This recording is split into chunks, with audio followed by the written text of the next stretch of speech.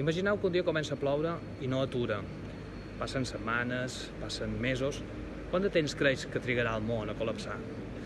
Crònica desordenada de Ciutat Antiga, la meva primera novel·la que ha publicat la gent de Pagès Editors, conta la història de la darrera ciutat, l'única que va sobreviure al diluvi.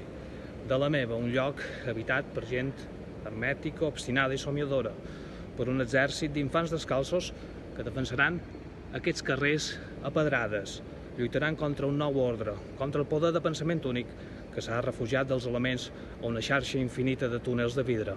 Una ciutat que molt abans de caure la primera gota de la gran pluja ja sabia que era el centre del món.